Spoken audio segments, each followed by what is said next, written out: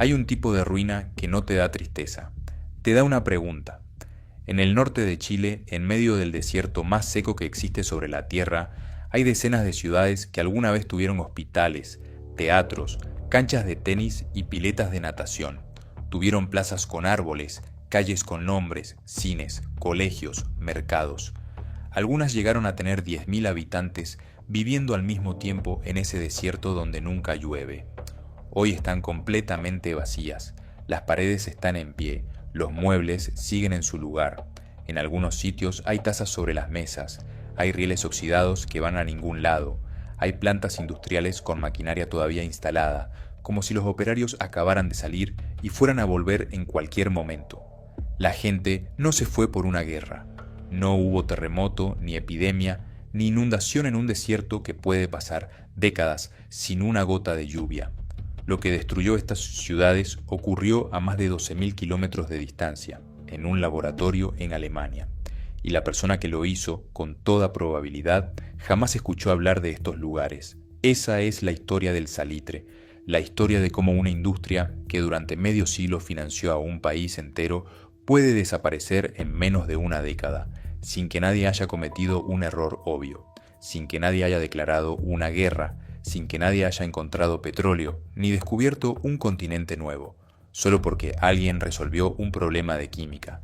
Para llegar al final de esa historia, primero hay que entender dónde estamos parados. Si abrís Google Maps y buscas la región de Tarapacá, en el norte de Chile, y empezás a alejarte para ver el territorio en perspectiva, lo primero que llama la atención es la uniformidad del terreno. Hay algo hipnótico en ese paisaje visto desde arriba, ocre, plano, sin vegetación visible, con el perfil de los Andes al este y el Pacífico al oeste. Parece inerte, parece que ahí no puede pasar nada, que nunca pasó nada, que no hay razón para que pasara. Pero si haces zoom en la franja de pampa que va desde la ciudad de Iquique hacia el interior, a menos de 1 hora de distancia, por la ruta que atraviesa el desierto, empezás a ver puntos en el mapa que no encajan, estructuras, grupos de edificios que no tienen pueblo cercano, ni carretera principal, ni río, ni quebrada, que explique por qué alguien construyó ahí. Seguís haciendo zoom, edificios de 2 pisos, calles trazadas en cuadrícula, lo que parece una plaza central, una chimenea enorme de ladrillo. Eso tiene nombre, se llama Humberstone, o Santa Laura, o Chacabuco, o cualquiera de las más de 200 ciudades que alguna vez funcionaron simultáneamente en esa pampa.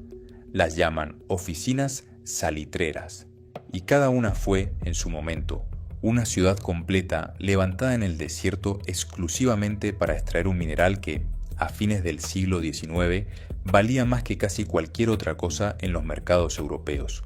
El mineral se llamaba salitre, y el Atacama tenía más salitre que cualquier otro lugar del planeta. ¿Cómo se llegó a tener ciudades con teatros y piletas en uno de los lugares más hostiles de la Tierra? ¿Y cómo termina? El salitre es nitrato de sodio, un mineral blanco de aspecto inocente, que en el Atacama aflora en la superficie del desierto, en capas que pueden tener varios metros de profundidad. Los geólogos todavía discuten cómo se formó en esas concentraciones tan extraordinarias, pero la explicación que más peso ganó en las últimas décadas apunta a millones de años de evaporación en una cuenca sin salida al mar, donde los minerales se fueron concentrando hasta alcanzar densidades que no existen en ningún otro punto del mundo. Ese accidente geológico iba a cambiar la historia de un continente. Para la Europa industrial de mediados del siglo XIX, el nitrato era literalmente indispensable. Los suelos agrícolas llevaban siglos cultivándose sin descanso y estaban agotados. El nitrato era el fertilizante más potente y eficaz que se conocía. Sin él, los rendimientos caían.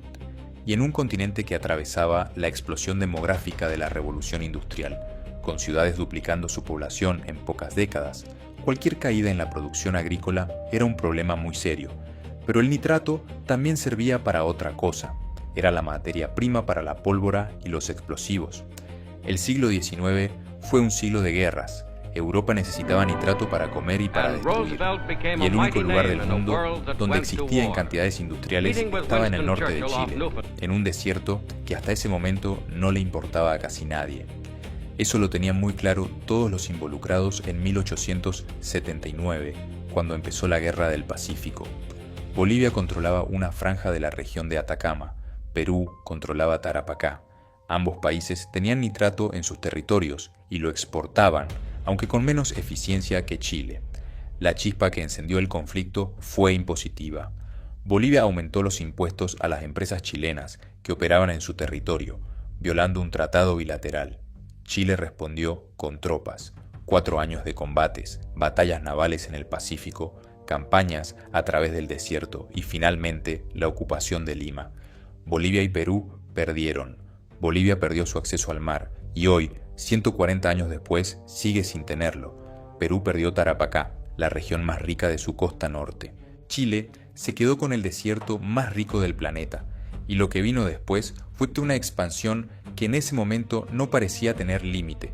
Las empresas chilenas y extranjeras, sobre todo británicas, empezaron a instalarse en La Pampa, con una velocidad que el propio gobierno no podía seguir de cerca. Cada compañía que llegaba construía 2 cosas al mismo tiempo: la planta de procesamiento y la ciudad que hacía falta para mantener vivos a sus trabajadores en ese desierto, porque sin trabajadores no había salitre, y para que los trabajadores se quedaran en ese lugar, había que ofrecerles algo que se pareciera a una vida. Llaman oficinas a esas ciudades, y la palabra es completamente engañosa. Una oficina salitrera era una ciudad completa, construida de la nada en medio de la nada. Primero la planta industrial, donde el caliche, que es como se llama la roca que contiene el nitrato, era triturado, hervido en grandes pailas y procesado hasta extraer el salitre puro. Después, las casas de los obreros, hileras de viviendas de madera o ladrillo, modestas, todas iguales entre sí. La casa del administrador, más grande, a veces con jardín y con portal. La pulpería, que era el almacén de la empresa donde los trabajadores compraban todo lo que necesitaban para vivir.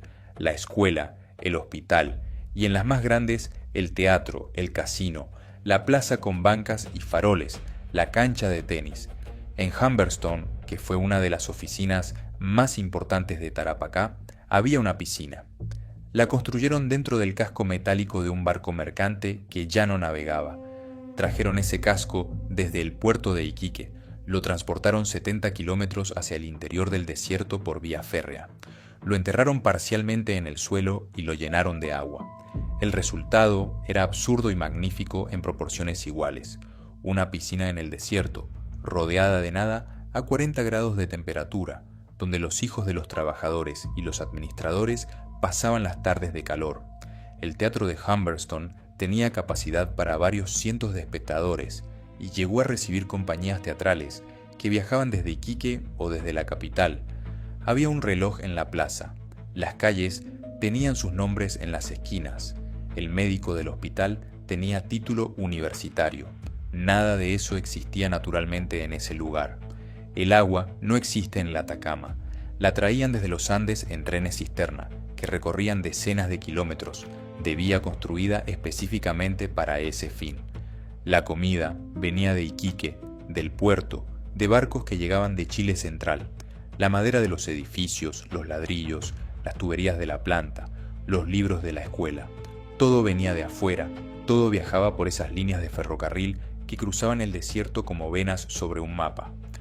Todo lo que hacía posible la vida en esas ciudades era artificial, importado y costoso, y todo dependía de un solo número: el precio del salitre en los mercados de Europa. Los trabajadores se llamaban pampinos. Venían de todo Chile, de Bolivia, de Perú, de Argentina y también de Europa, sobre todo de Croacia y de España. La mayoría llegaba atraída por los salarios, que en términos absolutos eran buenos comparados con otras regiones de Chile en la misma época. Pero la vida en La Pampa tenía una trampa que no siempre era evidente al principio. Las empresas no pagaban en pesos, pagaban en fichas.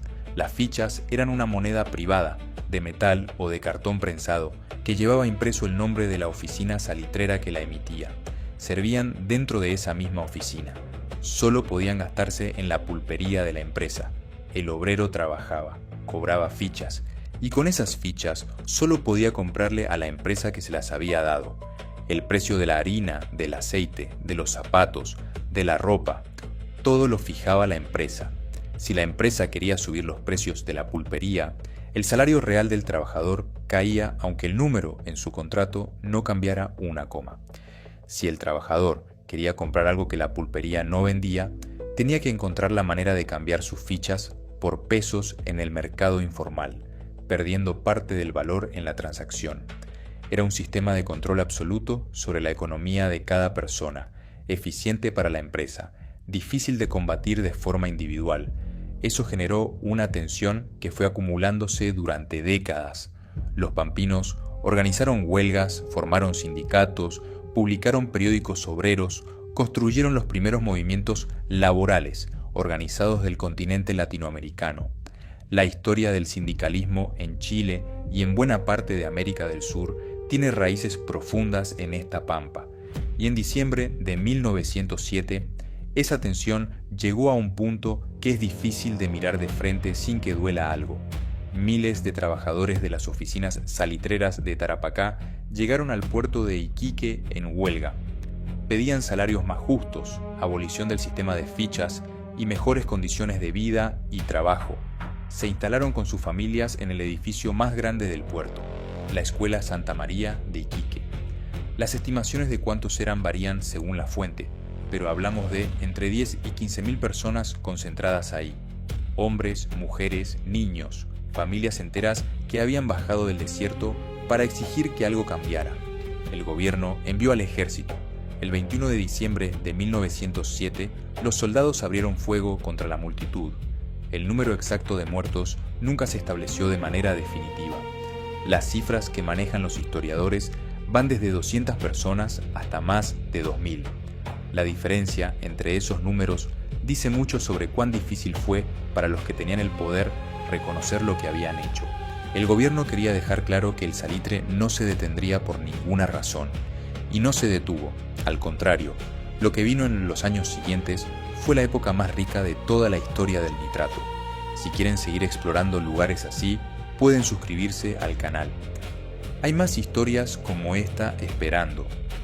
En los primeros años del siglo XX, el negocio del salitre estaba en su punto más alto de toda su historia, y en ese punto más alto, el salitre le daba al Estado chileno alrededor del 70% de todos los ingresos que recaudaba en un año. 70%. Para entender qué significa ese número, hay que pensar en qué financia un gobierno: ejército, marina, caminos, ferrocarriles, hospitales, escuelas, edificios del Estado. En Chile de esa época, casi todo eso se pagaba con salitre. En algunos años, el gobierno podía financiar la totalidad de sus gastos sin necesidad de cobrar casi ningún otro impuesto. El salitre lo cubría todo. Lo que eso generó fue una transformación del país que todavía hoy es visible en la arquitectura de sus ciudades. Iquique pasó de ser un pequeño puerto pesquero a tener una de las zonas comerciales más prósperas de toda Sudamérica. Los barcos hacían fila en la bahía esperando turno para cargar. Se construyeron ferrocarriles a través del desierto para unir las oficinas con los puertos. En Iquique, en Valparaíso y en Santiago se levantaron edificios al estilo europeo, teatros de ópera, mansiones con vidrieras importadas de Francia, todo financiado directamente por el dinero del nitrato. Y no era solo Chile quien se enriquecía. Hubo un personaje que en esa época fue tan conocido en los círculos financieros de Londres como cualquier magnate del petróleo sería décadas después. Se llamaba John Thomas North. Era un ingeniero mecánico inglés, hijo de una familia trabajadora de Yorkshire que llegó al norte de Chile en la década de 1870, contratado para trabajar en una empresa de ferrocarriles. North era meticuloso y vio algo que muchos en ese momento no estaban viendo todavía. Cuando terminó la Guerra del Pacífico, en 1884, el caos de la posguerra dejó una cantidad enorme de activos salitreros en situación confusa. Las empresas peruanas que operaban en los territorios recién anexados por Chile habían sido emitidas por el gobierno peruano antes de la guerra y ahora valían poco en el mercado, porque nadie sabía bien qué iba a pasar con ellas. North compró esos certificados a precios de remate. Después compró acciones en empresas salitreras chilenas. Después compró ferrocarriles en la región que eran los que transportaban el salitre hasta los puertos. Después compró la empresa de agua que abastecía a Iquique. Para 1890, John Thomas North era conocido en Londres como el rey del salitre. Su fortuna personal se estimaba en varios millones de libras esterlinas. Daba banquetes en su mansión a los que asistían aristócratas y políticos. Cuando viajó a Chile ese mismo año para visitar sus propiedades, el gobierno chileno organizó recepciones en su honor. Todo eso lo financiaba un desierto donde no llueve, donde el sol quema a 40 grados en verano, donde el frío de la noche puede bajar a cero, y donde no había existido ninguna ciudad hasta que llegaron los trenes y las fichas y los pampinos. El dinero había hecho posible lo que la geografía hacía imposible.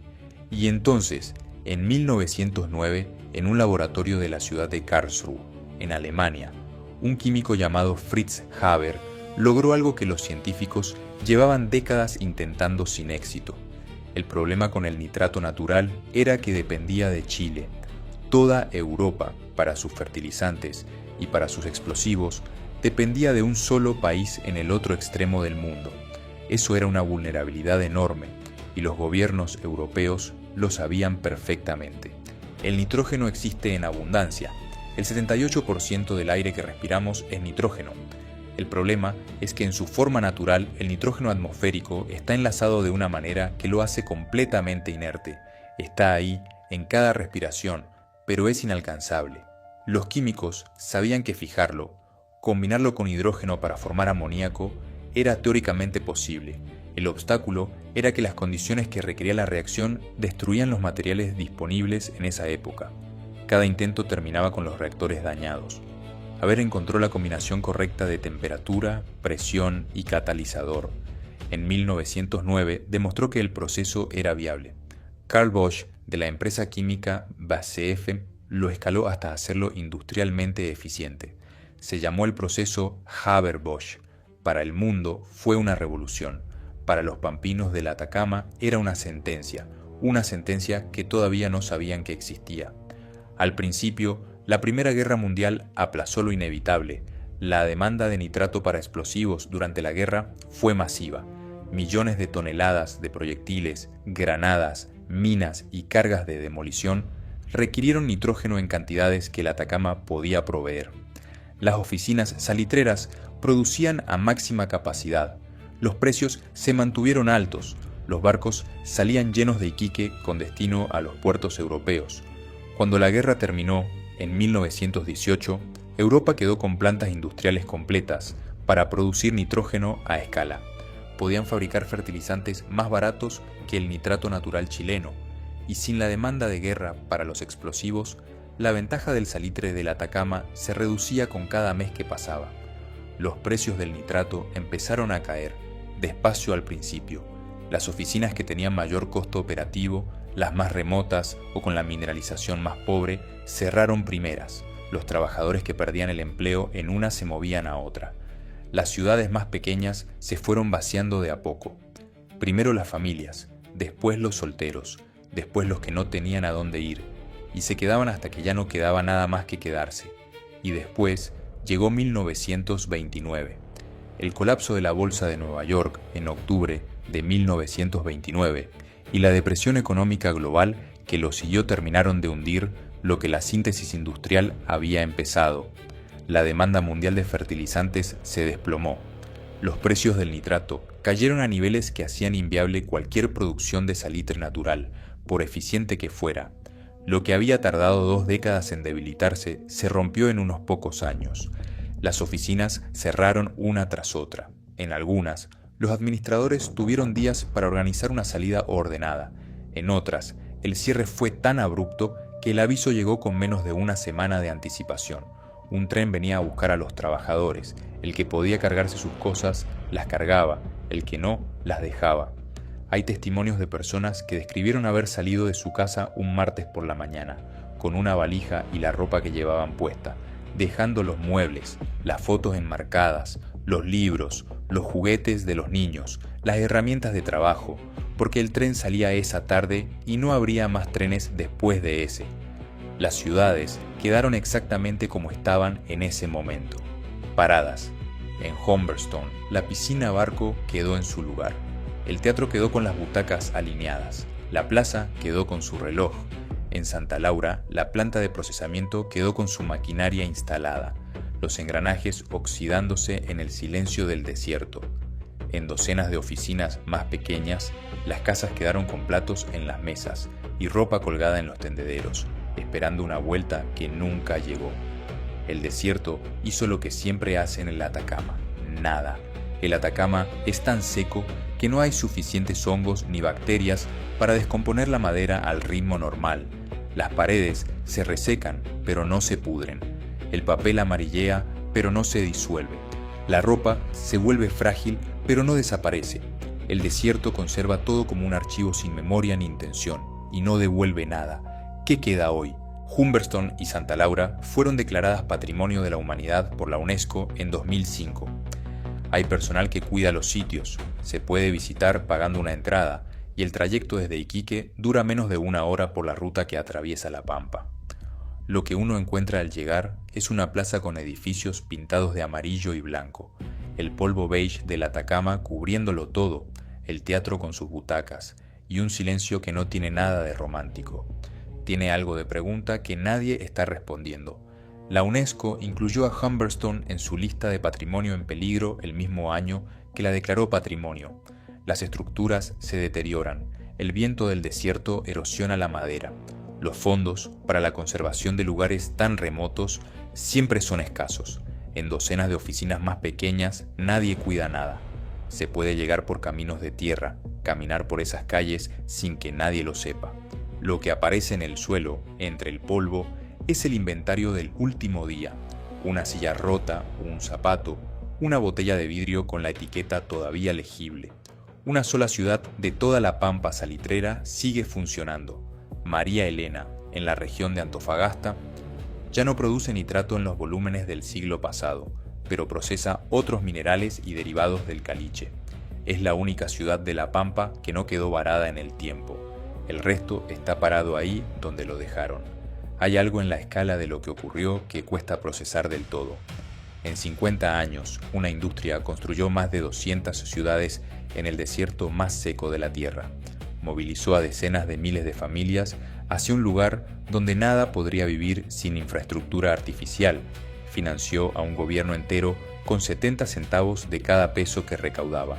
Hizo rico a un inglés de Yorkshire que nunca pisó el desierto más que una vez en su vida.